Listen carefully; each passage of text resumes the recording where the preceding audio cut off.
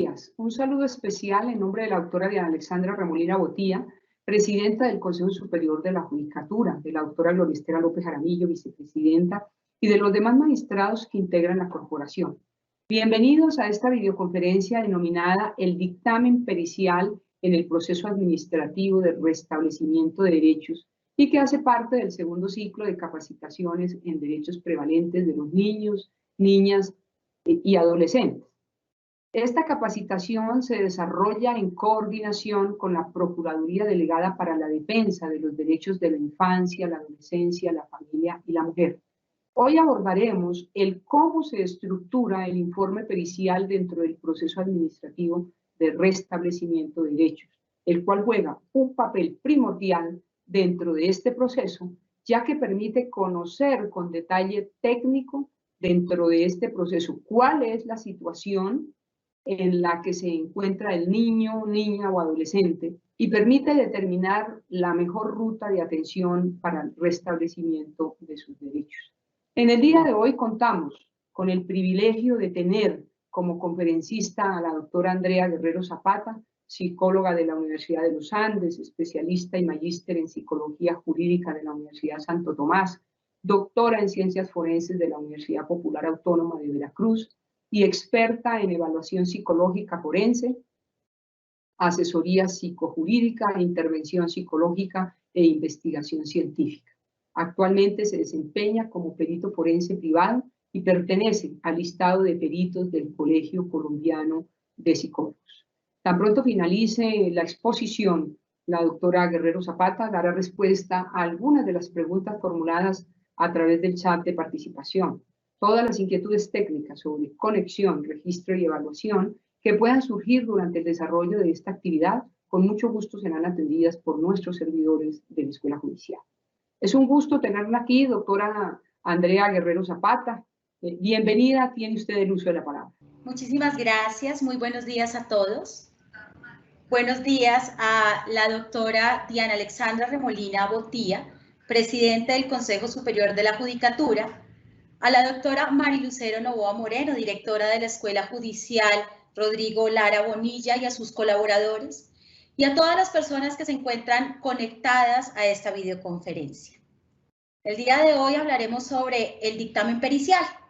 Hablaré sobre aquellos aspectos técnico-científicos del informe pericial, haciendo un énfasis particular en el proceso administrativo de restablecimiento de derechos. Veremos cuáles son esos requisitos que tiene la prueba pericial, el informe como tal, veremos de alguna manera también de otros profesionales que conforman el equipo psicosocial, haciendo un énfasis en el trabajo de los psicólogos del proceso administrativo de restablecimiento de derechos. Iniciamos entonces esta videoconferencia explicando qué es eso del informe pericial, por qué es tan importante y por qué es relevante para estos procesos. Básicamente, se establece que un informe pericial es un documento de tipo científico. Al ser científico, pues tiene unos requerimientos especiales. Básicamente contiene un resumen de los procedimientos adelantados y los hallazgos logrados al realizar un proceso, bien sea de evaluación o de valoración. Para el caso de los psicólogos, pues hablamos de una valoración psicológica. En el caso de los trabajadores sociales, pues aquellas valoraciones sociofamiliares que realizan en el marco de su trabajo. Y los nutricionistas, pues estas valoraciones que se realizan en salud y sobre todo en temas de nutrición. Los informes periciales, entonces, al ser científicos, constituyen una guía o una orientación que permite la toma de decisión, en el caso del PAR, una decisión administrativa. Al ser entonces un soporte, implica, por tanto, que debe tener una rigurosidad. Por eso decimos que es científico. Obedece entonces al método científico. Permite entonces tomar decisiones a partir de lo que se encuentra en el consignado. Es el soporte de ese proceso riguroso que ha realizado el perito para permitir entonces que otros tomen decisiones a partir de lo que se allega. Debe ser, por tanto, completo, replicable y organizado. ¿A qué se refiere entonces esto? Por lo general se espera que el informe dé cuenta de todo lo que ha realizado el perito. Eso debe ser completo. Replicable, que si otro perito, otro profesional llegase a revisarlo y pudiese hacer las mismas tareas, debería llegar entonces básicamente a las mismas conclusiones. Debe ser organizado. Recordemos que quien lee el informe pericial no necesariamente es de nuestra misma profesión. La mayoría son abogados. Por tanto, deben comprender lo que en él está consignado. La valoración, como les decía, sin importar la profesión de base, debe seguir entonces el método científico. Davis en el 2002 plantea que las pericias, cuando hablamos de ese término, está relacionado con lo que uno realiza inicialmente, pero que luego alcanza ese valor de concepto o de dictamen. Es una actividad de tipo procesal del proceso judicial y para este caso del proceso administrativo. Es una actividad de personas especialmente calificadas, que no son conocidas estas tareas que realizan por el común de las personas. A eso se refiere la palabra perito, es un experto, es alguien que conoce un poco más que el resto de las personas sobre una determinada ciencia o disciplina. Exige también para ello un encargo judicial previo. El perito trabaja es porque alguien solicitó la labor pericial, en este caso, pues el defensor de familia. Y debe versar sobre hechos y sobre cuestiones de tipo jurídico. En este caso, pues todo el tema del proceso administrativo de restablecimiento de derechos. En una pericia también se hace una verificación, una valoración o interpretación, que de alguna manera está mostrando un conocimiento de tipo especializado. Es una declaración de ciencia. Los peritos no se deben a las partes ni a las instituciones. El perito se debe a la ciencia. Por tanto, debe contener operaciones también valorativas. Al perito se le permite opinar, por eso se le llama la opinión pericial, porque el perito valora una situación y a partir de unos postulados técnicos científicos emite como tal una valoración sobre lo que observa, constituyéndose entonces en un medio de prueba. ¿Qué pasa entonces con estos informes que emite y que realiza el equipo psicosocial en el proceso administrativo de restablecimiento de derechos? Pues básicamente la Ley 1098 de 2006, en su artículo 79, plantea que todos los informes emitidos por el equipo psicosocial alcanzan el nivel de dictamen pericial. Y esto tiene, por tanto, unas implicaciones. La Ley 1098 no reconoce cuál de todos los informes o cuál informe de cuál profesional en particular. Dice que todo lo que realizan el equipo alcanza ese nivel de dictamen pericial, entendido como pericial para el proceso administrativo de restablecimiento de derechos. Y esto ha llevado incluso a unas polémicas frente a qué pasa cuando de alguna manera se traslada la prueba a otros escenarios, como el escenario de lo penal o el escenario de un juzgado de familia. ¿Qué pasa cuando se requiere a este profesional del equipo psicosocial como testigo en otro tipo de escenarios? Pensemos en casos, por ejemplo, de violencia sexual, donde muchas veces el proceso arranca es a través de este proceso administrativo de restablecimiento de derechos, ese proceso judicial. Por tanto, muchas veces este perito o este testigo es trasladado incluso con su informe. Ahí hay una polémica incluso de si deberían ser también peritos para otros escenarios, toda vez que la Ley 1098 no aclara exactamente en qué procesos. Pero se ha logrado entender que es perito para el proceso administrativo de restablecimiento de derechos, porque el objetivo como tal de su actuación está asociada a una verificación de derechos. En todo caso, lo que se espera es que deban ser muy científicos, rigurosos y específicos por áreas.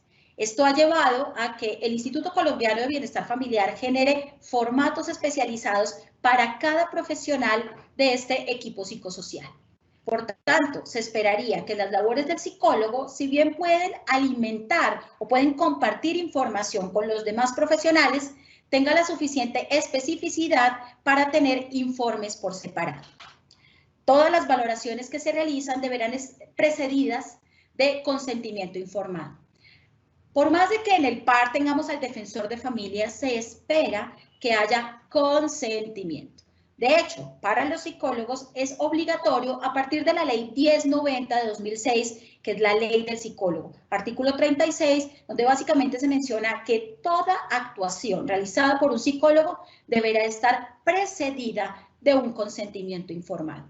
El consentimiento informado, entendido no como ese documento, no ese papel firmado, sino todo ese procedimiento por medio del cual yo le explico a mi usuario, a mi consultante, tanto los objetivos de lo que vamos a realizar, cómo se realizará el manejo de la información, dónde quedará consignada, quién hará salvaguarda de ella, cuál es el alcance de esa actuación, quién conocerá de esta información. Y de forma tal, la persona podrá tomar decisiones libres de si da o no consentimiento para cada uno de los procedimientos. Debe tener incluso metodologías claras, totalmente explícitas en el informe. Es un proceso investigativo. Como les decía, se basa en el método científico. No es una labor clínico-terapéutica. Los psicólogos que trabajan para el proceso administrativo de restablecimiento de derechos no hacen terapia. Es una labor distinta, es un escenario de protección. Pero la tarea que ellos hacen en las defensorías no es una tarea terapéutica. No es tampoco una labor judicial. Y eso es lo que nos lleva a pensar que no necesariamente estos peritos deberían ser convocados a otros escenarios, a los escenarios de justicia, por ejemplo, pensando en derecho penal, como peritos. Toda vez que su informe pericial no fue realizado, al menos inicialmente, por una solicitud, por ejemplo, de un fiscal o de un abogado defensor, sino que fue realizado con miras no a pensar en si un delito, por ejemplo, ocurrió, porque eso no es lo que le interesa al psicólogo o al trabajador social en el PAR. Lo que les interesa es saber si hay una posible amenaza o vulneración de derechos que lleve a que se requiera la apertura de este proceso. Y permite entonces orientar la toma de decisión administrativa. Todo lo que se habla de informes periciales, pues nos está mostrando que deben ser científicos, deben ser rigurosos, pero no obligan a que el profesional que toma decisiones, en este caso un defensor de familia, pues acoja de manera completa lo que se menciona en un informe. Le permite orientar, mas no está obligado a tomar su decisión conforme a lo que el equipo le plantea. En el caso de los psicólogos, hemos encontrado, sobre todo dadas las dinámicas propias de lo que ocurre en Colombia, que nuestras instituciones presentan algunas dificultades. Hay que reconocer que el escenario de trabajo para los profesionales no es el escenario más idóneo. Hay ciertas dificultades incluso en presupuesto, en cantidad de personal, en la capacitación que tienen los mismos. Y esto ha llevado a definir al menos dos niveles de actuación desde lo psicológico. Hablaríamos de la evaluación psicológica versus la valoración psicológica. La evaluación psicológica sería todo un despliegue de protocolos, técnicas e instrumentos de evaluación psicológica.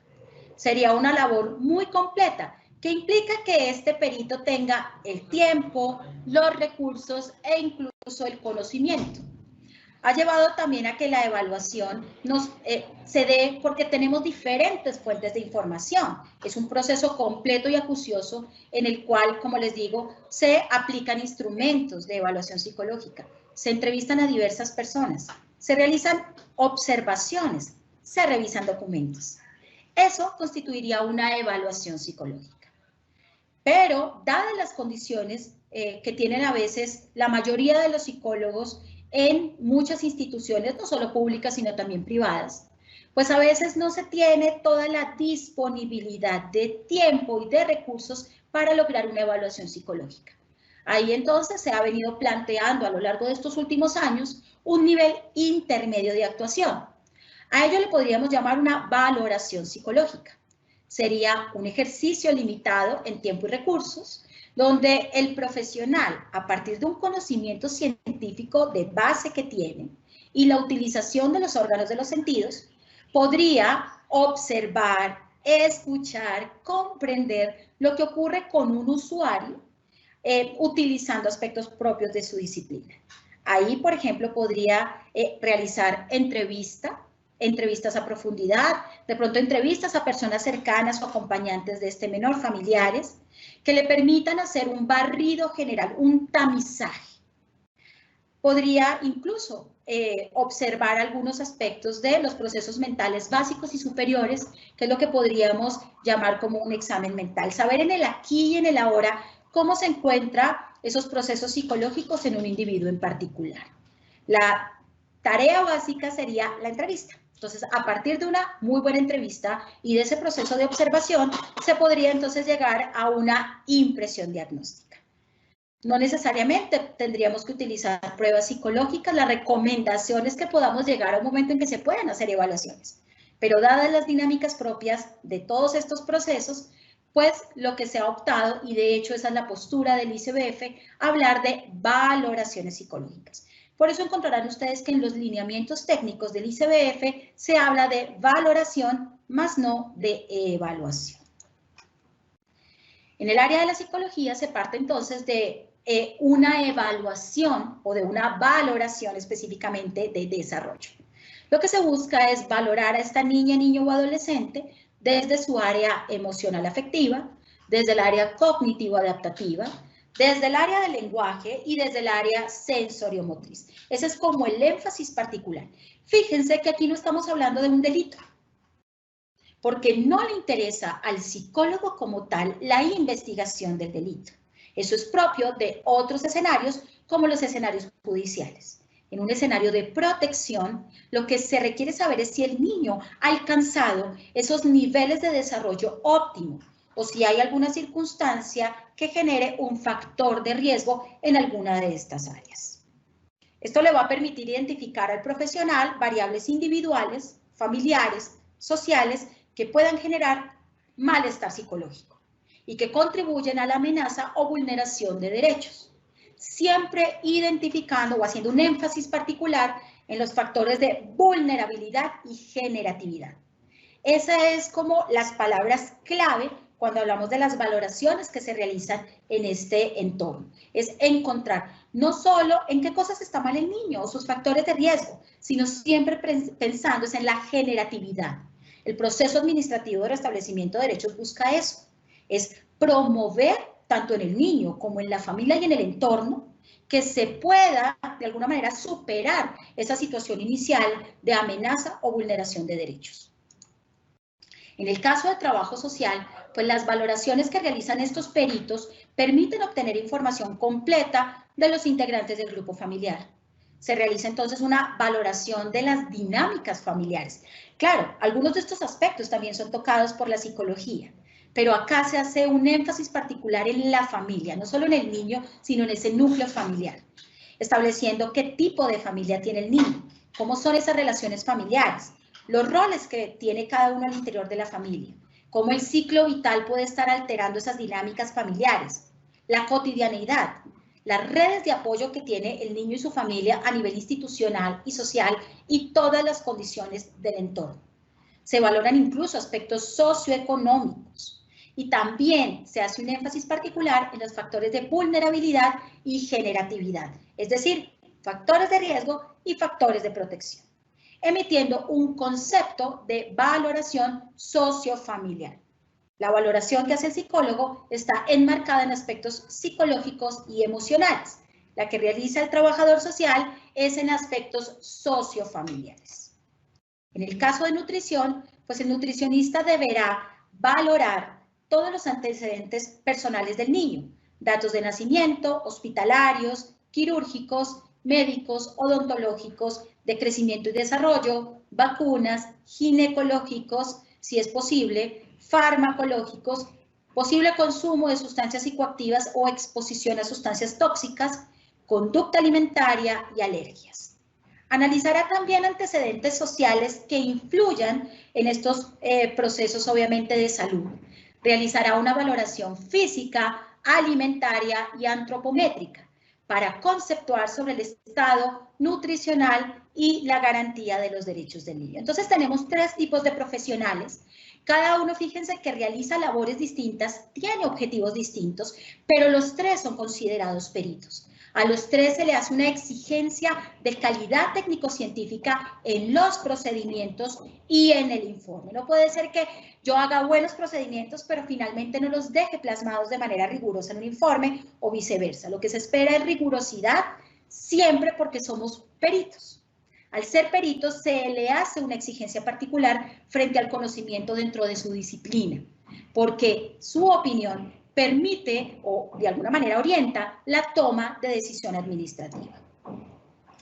Tenemos entonces tres fases en las cuales estos profesionales emiten informes. La ley 1098 no hace un énfasis particular en cuál momento su informe sería pericial. Dice que todos los informes, es decir, desde el primer momento hasta lo último que se realiza en un par, termina siendo de alcance pericial. Por eso el llamado a la rigurosidad a los peritos. No puede ser que se piense que voy a hacer un informe que yo luego tendré el tiempo de complementarlo. Claro, es posible que el tiempo que tiene entre la primera y la segunda fase pues nos permita hacer una tarea mucho más completa. Pero incluso ese primer informe que nos piden de manera inmediata, que tiene que hacerse en ese mismo día porque se tiene que tomar una decisión de urgencia, ese informe ya está teniendo un alcance pericial.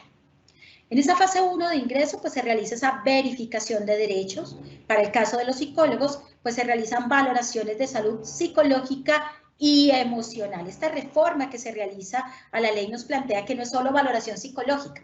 Si bien dentro de lo psicológico está metido o se engloba lo emocional, pues cuando la ley nos dice que hace un énfasis particular, sí nos está mostrando que los aspectos emocionales del niño son muy importantes en un proceso de restablecimiento de derechos. Ahí se emite un primer informe. Posteriormente, en caso de una apertura del proceso administrativo, pues se realizarán una serie de acciones de restablecimiento que involucran a distintas personas, instituciones, y por tanto hay unas acciones que se espera generen cambios en el niño y en la familia. Ahí, posteriormente, para esa segunda fase, se emitirá una valoración psicológica, un informe mucho más completo que será tenido en cuenta en la audiencia de fallo. Muchas veces se cree que solo es el segundo informe el que tiene un alcance pericial, pero es que incluso el primero orientó una toma de decisión. Por tanto, incluso ese primer informe será de alcance pericial. El segundo será denominado para la audiencia de fallo. Posteriormente, hacia una fase 3, posterior a la audiencia de fallo, continúan las acciones del ICBF. En este caso, seguimiento y acompañamiento. Toda una gestión interinstitucional. De hecho, a los profesionales del equipo psicosocial se les siguen pidiendo acciones de seguimiento. Y también tienen que emitir informes para ese seguimiento. Entonces, tenemos distintas fases donde los profesionales tienen que hacer diferentes acciones y dejarlas plasmadas, por tanto, en informes técnicos científicos. Hay una estructura del informe de valoración inicial que observan ustedes en pantalla. Tiene algunos elementos que voy a desplegar a continuación. Cada uno de estos son acápites dentro del informe. Esta es una estructura básica de informe que, más allá de lo que diga la estructura, es la tarea que yo tuve que realizar para poder posteriormente hacer el informe. Lo importante no es el informe, es la tarea de valoración que hace el perito. En el informe da cuenta de lo realizado, por eso debe ser completo, integral, bien estructurado.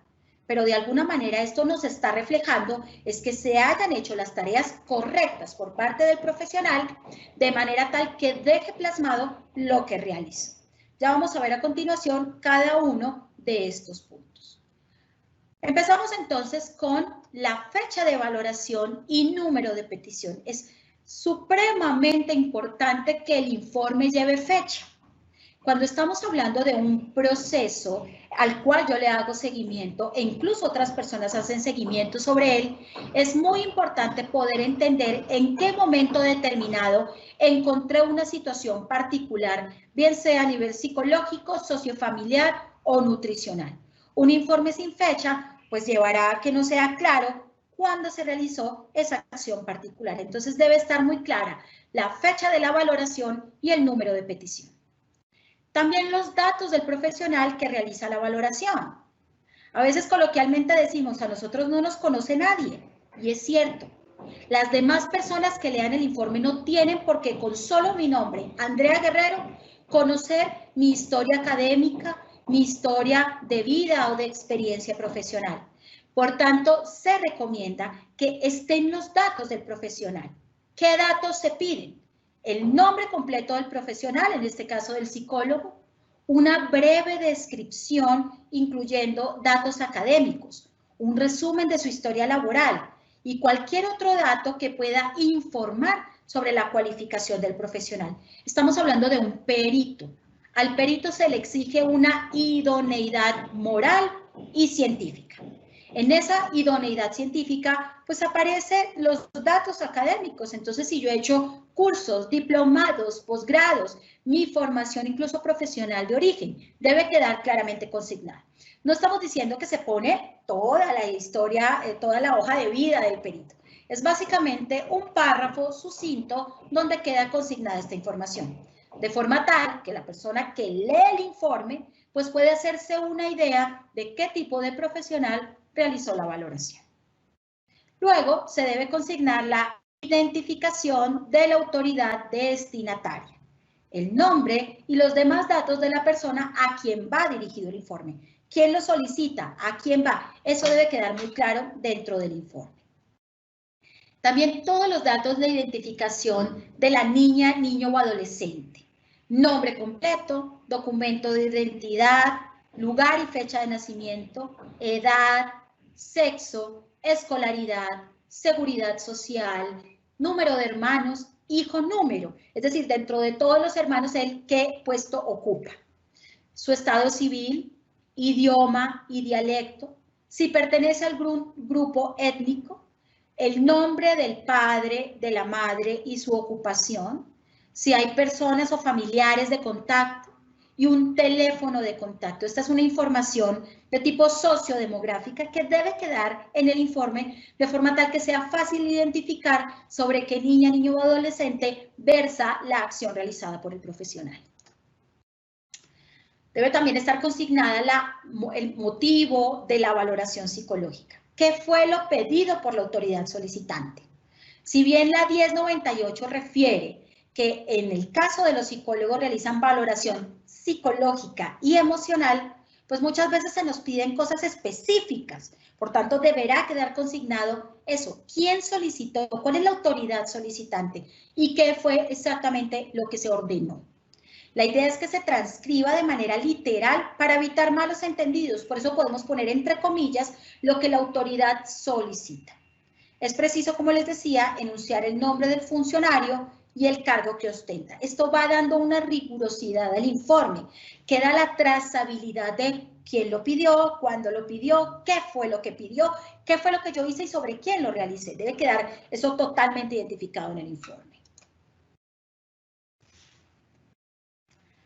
Deben estar claramente identificados los objetivos. Si bien a mí me piden una valoración psicológica y emocional, pues eso realmente es un universo. Si bien la norma sí lo dice, ahí caben un montón de cosas que podemos hacer los psicólogos. Igual cuando se habla de una valoración sociofamiliar, ahí son muchas las tareas que realiza el profesional. Por tanto, después de que yo identifique esa temática de la valoración, de tener incluso un soporte de fuentes teóricas, conceptuales y empíricas, de haber identificado esos constructos o esos temas sobre los cuales debe versar la valoración, yo debo estructurar objetivos. Estos objetivos podrían ser como el que ven ustedes en pantalla. Si me están pidiendo establecer el estado mental actual de un niño, podría ser identificar el estado mental actual o determinar la presencia de alteraciones en el estado mental. Yo debo dejar muy claros los objetivos, de forma tal que cuando yo veo los objetivos en una pericia, deben quedar de alguna manera muy claros y esto me va a permitir entender que sí están relacionados con el motivo de la solicitud o del peritaje. Entonces, deben estar redactados. Como les decía, el informe da cuenta de lo que el perito hace. No puede ser incompleto, no puede ser, yo sí lo hice, solo que no lo plasmé en el informe, porque el informe debe ser replicable, es una prueba. Por tanto, debe ser totalmente completo. Entonces, deben estar los objetivos. Se debe plantear una metodología. No todos los profesionales realizan los mismos objetivos ni siguen los mismos métodos. Si bien la entrevista es la técnica por excelencia en una valoración, hay diferentes modelos, tipologías, existen incluso guías y protocolos de entrevista. Lo que se recomienda es que se describan. De hecho, los demás profesionales distintos a los de mi profesión de base no tendrían por qué comprender la diferencia entre un cuestionario, una observación o un registro de conducta. Es tarea mía como perito explicar esas herramientas empleadas. Entonces, deberá dejarse muy claro si se realizaron entrevistas con familiares, registros de conducta, si se aplicaron test, escalas, pruebas, con una descripción muy sencilla y comprensible, permitiendo deducir la pertinencia de su utilización de acuerdo con esos objetivos que yo planteé y de acuerdo a esa solicitud. Una vez yo ya denuncio qué fue lo que se hizo, cuándo se realizó e incluso dónde se realizó, ya se procede a explicar los resultados de mi valoración psicológica. Ahí deberá consignarse el examen mental, que es básicamente esa valoración que realiza el profesional de los procesos mentales básicos y superiores del individuo. Incluso en niños pequeños se establece cómo se encuentra a nivel de orientación, porte, actitud, pensamiento, lenguaje, memoria, sensopercepción, atención, afecto y las demás áreas. Deben quedar consignadas dentro del informe, porque esto es lo que nos permitirá entender, por ejemplo, en el caso de un niño que no se encuentre orientado en tiempo, no se orienta en tiempo dada la edad, pues poder entender por qué las narraciones que realiza sobre algún evento podrían ser inconsistentes. Si yo no explico cómo están estos procesos, pues tal vez no pueda tener un criterio mucho más abarcador para comprender las narraciones que un niño realice. Debo dejar muy clara también toda su historia personal y familiar de manera sucinta dentro del informe y la verificación de la garantía de derechos. En esa fase inicial, el profesional debe verificar esa garantía de derechos, si hay derechos vulnerados o si hay derechos amenazados. Deberá quedar consignada esa información dentro de la pericia. Y la valoración por áreas. Como les decía, en las valoraciones psicológicas que se realizan en el PAR, pues al psicólogo no le interesan cosas como credibilidad del testimonio, como afectación psicológica o daño, que sí le podrían interesar a peritos de otras áreas, como un perito privado que trabaje en un escenario de justicia o al perito, por ejemplo, del Instituto Nacional de Medicina Legal, cuando es requerido, obviamente, para estos fines. Al psicólogo, en el proceso administrativo de restablecimiento de derechos, le interesa el desarrollo de esta niña, niño o adolescente. Saber cómo se encuentra en el área emocional afectiva.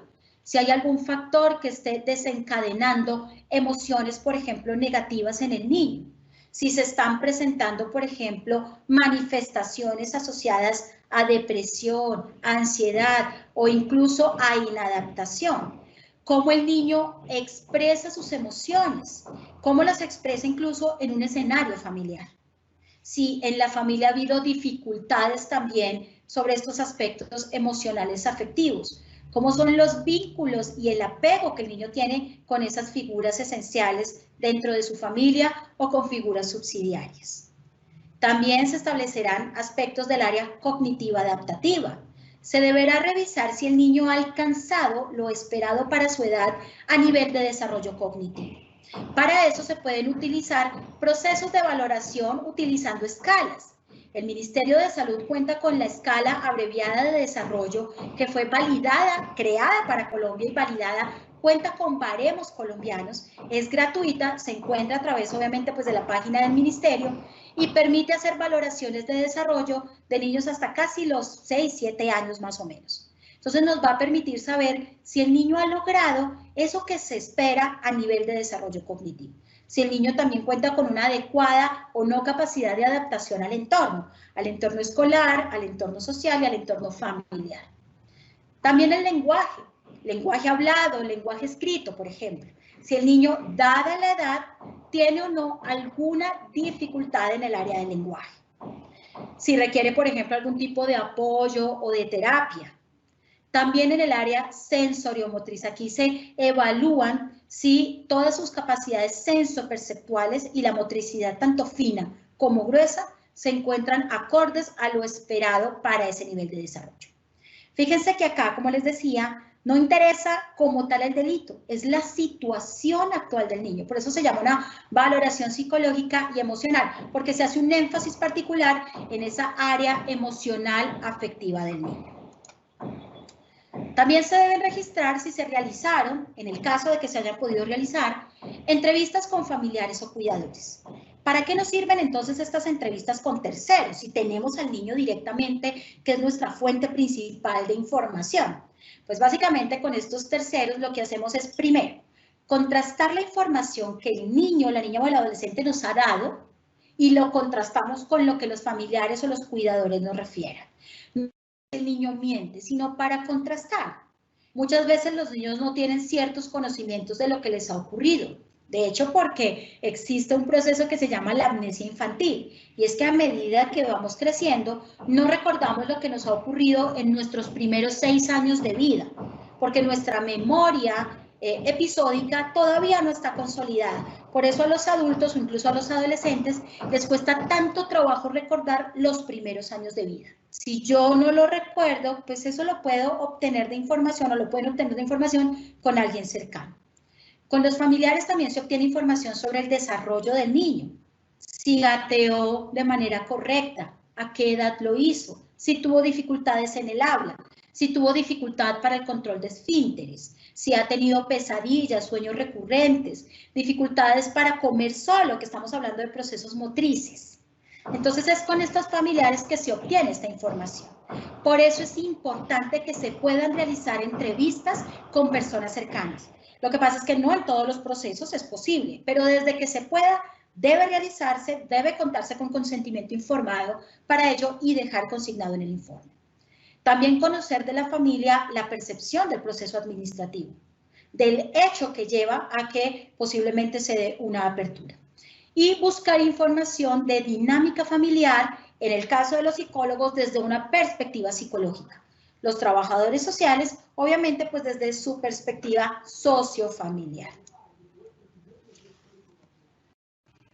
Finalmente, después de toda esta tarea, el psicólogo deberá emitir un concepto de estado de salud psicológica o el concepto de la valoración. Aquí ya recopila todos los resultados y los analiza.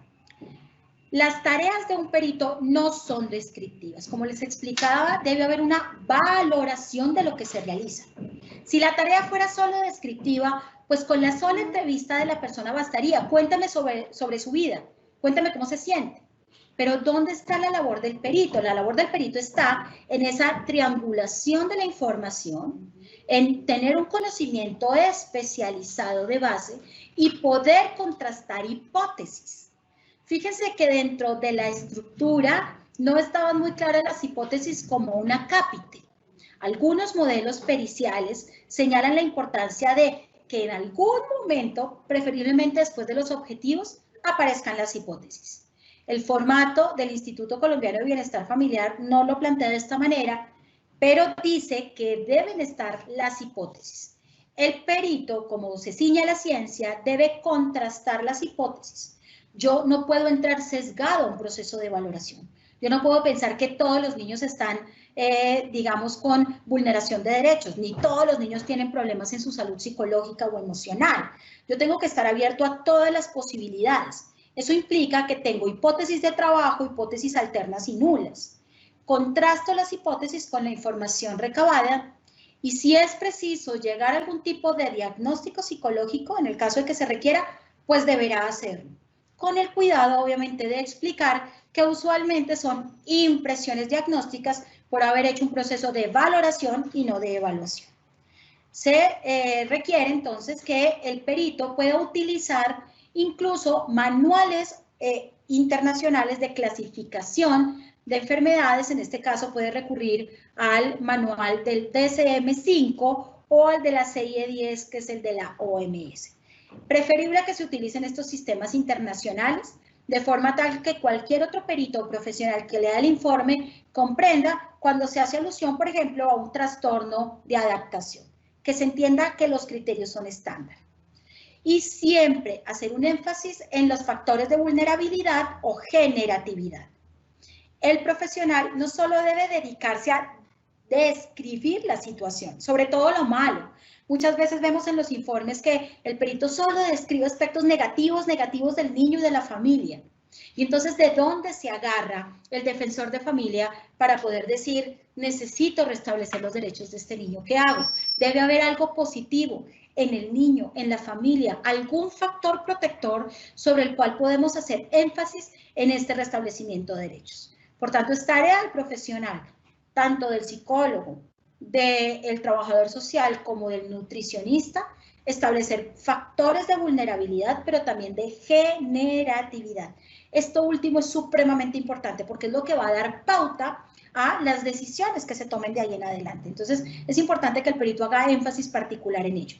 Obviamente, para esto tiene que haber recabado la información con entrevistas, con observaciones, con entrevistas a las demás personas, incluso si pudo aplicar algunas pruebas psicológicas, le permitirá tener mayor información y mayor soporte, obviamente, para esta tarea. Estos conceptos siempre deben emitirse a la luz de postulados científicos. Debe haber una base científica cuando el perito establece un concepto de salud psicológica.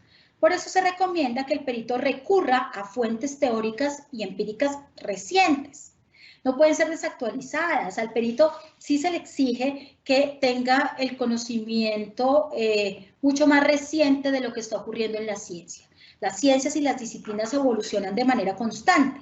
Lo que yo puedo expresar de un niño a nivel cognitivo en este momento, porque la ciencia me está mostrando cómo son los niños de ahora, pues no es lo mismo que los niños de hace 30 o 40 años.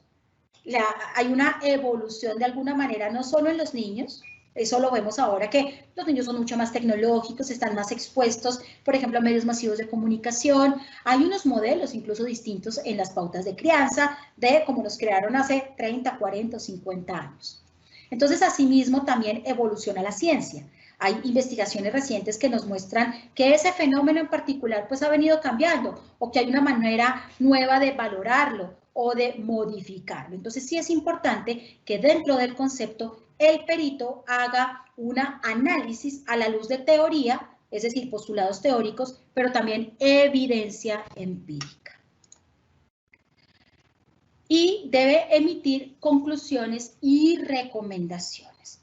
Las conclusiones se responden de manera puntual y obedecen a las temáticas de la solicitud. De acuerdo a lo que me piden, a los objetivos que planteo, asimismo articulo las conclusiones. Las conclusiones deben ser puntuales. Si son demasiado extensas, más bien mandemos eso a ese acápite de análisis como tal. Deben ser muy puntuales. Emergen entonces de ese análisis, son breves y concretas. Y las recomendaciones son importantes. Muchas veces los peritos nos dicen, pero ¿debo hacer recomendaciones?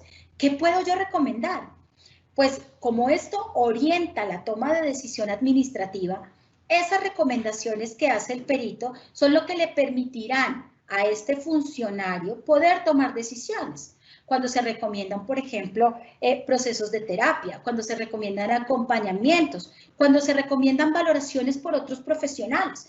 Yo podría encontrar, por ejemplo, algunos aspectos que deben ser valorados por un neuropsicólogo o un psiquiatra o un neurólogo, por ejemplo. Entonces, podría recomendar otro tipo de valoraciones.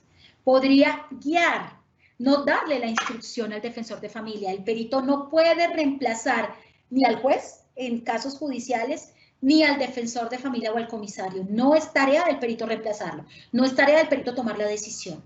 Pero puede dar recomendaciones científicas que le orienten de mejor manera al funcionario. Muchas veces los defensores en estos procesos de capacitaciones, en las consultorías que hemos realizado de acompañamiento al ICBF, nos dicen, es que a veces mi perito no me recomienda nada. Y yo leo el informe es tan científico, tan técnico, pero a la larga yo al final no sé qué hacer. Entonces, fíjense que esto es lo que empieza a diferenciar una labor clínica terapéutica de una labor en un escenario judicial o en un escenario de protección. El perito guía. A partir de lo que hago, le doy todo el fundamento al otro para que tome la decisión. Por tanto, deben ser comprensibles esas conclusiones a las que llegue y esas recomendaciones deben ser muy puntuales.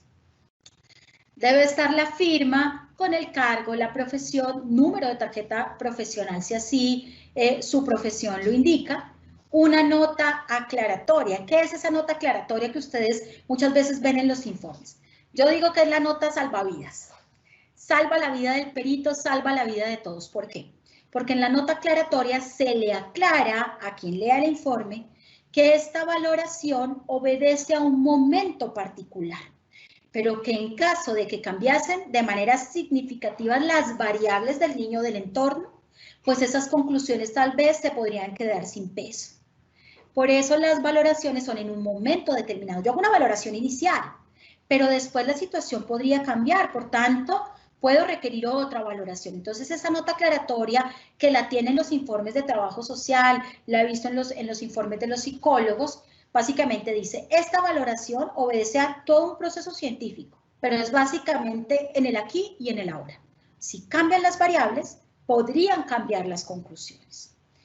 Anexos donde se pueden poner perfiles, resultados de los instrumentos, copias de los consentimientos informados. Muchas veces no estamos acostumbrados a entregar el consentimiento informado. Es un papel más que se queda ya en el archivo y no es así. Como les decía, el consentimiento es muy importante porque da cuenta de lo que realizó el perito, entonces debe estar anexo. Una vez tenemos entonces ese modelo de informe, fíjense que es muy completo y que de alguna manera da cuenta de una tarea inicial, pero que implica un esfuerzo del perito para que sea riguroso. Posteriormente, el perito, dadas las acciones que se realicen en un proceso, en el caso de una apertura de un PAR, pues se realizan unas acciones de restablecimiento de derechos. Ahí el perito tendrá mucho más tiempo para recabar información, para consultar, por ejemplo, con los operadores las acciones que se hayan realizado, para poder entrevistar incluso a miembros de la familia que en esa etapa inicial no se hayan podido entrevistar, o volverlos a entrevistar para observar los cambios y las acciones que se realizaron, qué incidencia tienen en la salud mental. O en el caso de los trabajadores sociales, pues si esas acciones de restablecimiento generaron cambios a nivel sociofamiliar. O en el caso de nutrición, pues si hubo cambios obviamente en la salud nutricional del niño. Básicamente el informe tiene esta estructura, nuevamente pues los datos del profesional, la fecha en la que se emite el informe, todos los datos del niño, niña o adolescente, un resumen de hechos, esto es súper importante, que el que lea pueda entender por qué el proceso se dio, por qué el caso llegó a ICBF y por qué pudo haberse dado una apertura de PAR. Explicar claramente qué documentos se revisaron, si me llegó una historia clínica, tengo el informe de un operador, tengo el informe de un profesional del colegio, ¿qué otros documentos tengo? Debo listarlos. ¿Cuál fue la metodología empleada para esa nueva valoración psicológica? Dejar consignada la historia personal y familiar, de hecho los cambios. Ahí comparamos con el primer informe y acá podemos tener información extraída de ese primero, pero sobre todo los cambios que se hayan dado con estas acciones del PAR. Los resultados del proceso de valoración, como siempre y como les informaba, de manera muy completa, los análisis, todo lo que se haya realizado, si apliqué pruebas psicológicas o pruebas que hayan aplicado terceros, pues yo las puedo de alguna manera traer a este proceso, siempre referenciando quién fue el que las aplicó y en qué fecha, analizando, digamos, toda la información. En caso de que se requiera, el perito deberá emitir un diagnóstico. En el caso de los psicólogos, pues un diagnóstico de tipo psicológico. Y emitir concepto. Lo importante es ese concepto, porque ahí es donde yo triangulo la información, donde muestro las hipótesis, donde muestro ese proceso de análisis a la luz de la teoría y de la evidencia empírica. Emito conclusiones y recomendaciones, anexos, la firma y nuevamente esta nota aclaratoria. Para resaltar, es importante incluir en la metodología, como les decía, tanto los objetivos como las hipótesis de valoración psicológica. No hay un acápite como tal con el título de hipótesis. pero las hipótesis deben estar dentro del informe. En los resultados, como les decía, siempre incluir el examen mental completo del niño o de la persona que lo haya valorado. Muchas veces a lo que se les pide a los psicólogos es valorar a algún miembro de la familia, no solo los niños. Entonces deberá estar de manera completa la identificación. Todos los resultados de las técnicas empleadas y, como les digo, recurrir siempre a fuentes teóricas y empíricas, sobre todo fuentes recientes, evitar todo ese tema de plagio, hay que ser supremamente cautos, cuidadosos con nuestro sistema de citas y de referenciación. También es importante procurar que el informe tenga una extensión proporcionada, que no sea tan extenso que dificulte su lectura, pero tampoco tan sucinto que no deje claro qué fue lo que el perito realizó. Como les decía, referencias actualizadas, pertinentes, ser muy cuidadosos con las citas, evitar el plagio, utilizar el lenguaje técnico de manera adecuada, haciendo la respectiva explicación. Quienes nos leen, pues deben comprender lo que decimos. Tener la precaución de que las conclusiones respondan a lo que solicita la autoridad. El informe es la carta de presentación del perito, es nuestra carta de presentación profesional. Debe ser agradable a la vista. Debemos tener mucho cuidado con la redacción y la ortografía. Ya entonces, para concluir y para cerrar, tenemos entonces momentos diferentes en que los profesionales del equipo psicosocial emiten informes periciales. Todos los informes tienen un alcance de dictamen pericial. También es importante señalar que quien nos lee es un profesional distinto a nuestra profesión. Entonces, los informes deben ser técnicos, deben ser rigurosos, pero deben ser lo suficientemente claros, orientadores. Por eso la importancia de incluir recomendaciones. El perito se debe a la ciencia, no a las partes, tampoco a la institución como tal. Se debe a la ciencia. Por eso es importante que el perito sea totalmente riguroso, porque a partir de lo que nosotros hacemos, se toman decisiones trascendentales sobre la vida de una niña, de un niño o un adolescente. El llamado, por tanto, ya para finalizar, es que seamos muy rigurosos.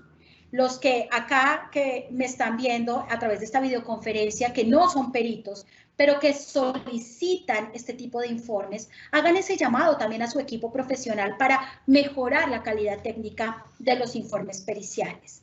También estar capacitándonos de manera frecuente para que nuestras acciones sean llevadas de manera correcta. Muchísimas gracias.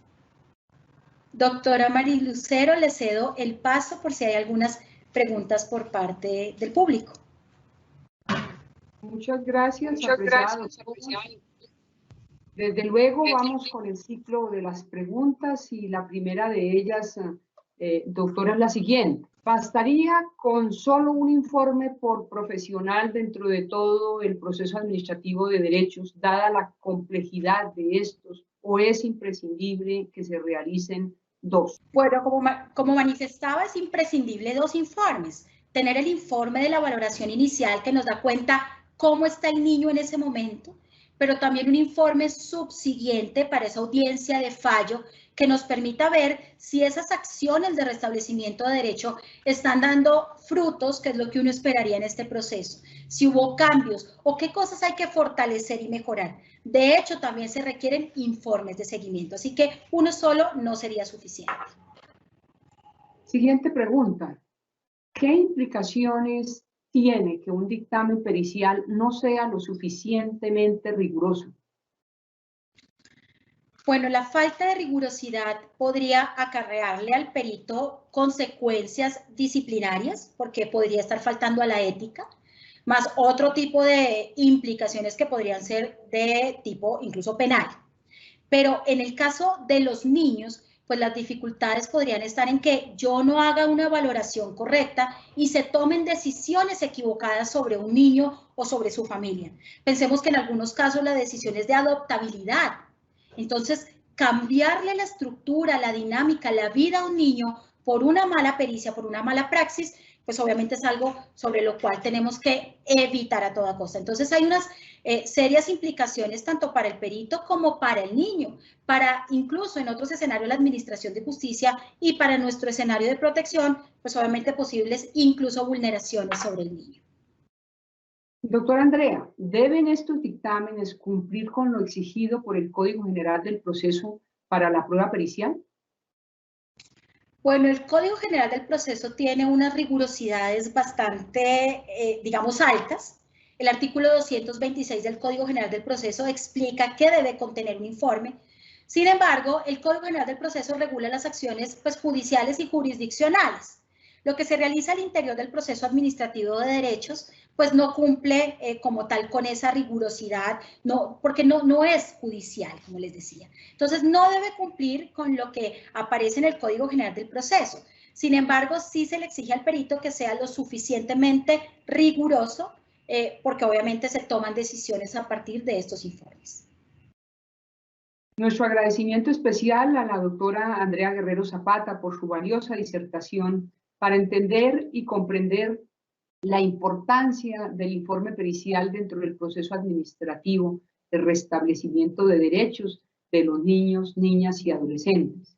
Pues de la correcta estructura del informe pericial depende la pronta y eficaz detección del estado en que se encuentra el niño, la niña y el adolescente, a nivel emocional, cognitivo, sensomotriz, nutricional, entre otros, permitiendo valorar la mejor ruta para el pronto restablecimiento de sus derechos. Un agradecimiento especial también a todas las personas que se han conectado a esta videoconferencia entre servidores judiciales y los distintos actores del sector justicia que se han interesado en esta temática tan importante, máxima, que ha cobrado vigencia en esta época de crisis. Al grupo de apoyo de nuestra escuela judicial, muchas gracias. Asimismo, también los invitamos a que nos sigan a través de nuestras redes sociales como Facebook, Instagram, Twitter y YouTube, en donde podrán encontrar información sobre todas nuestras videoconferencias, además de otras noticias de interés. También me permito invitarlos a que nos acompañen en el día de hoy a las 3 de la tarde con la videoconferencia Referentes Constitucionales y Aspectos Generales del Funcionamiento de la Jurisdicción de Paz, y que hace parte del ciclo de capacitaciones en justicia de paz. Y como siempre, a propósito del tema de hoy, nos despedimos con la frase del educador y escritor italiano Juan Bosco: para ejercer una influencia benéfica entre los niños, es indispensable participar de sus alegrías. Muchas gracias, un feliz resto de día para todas y para todos.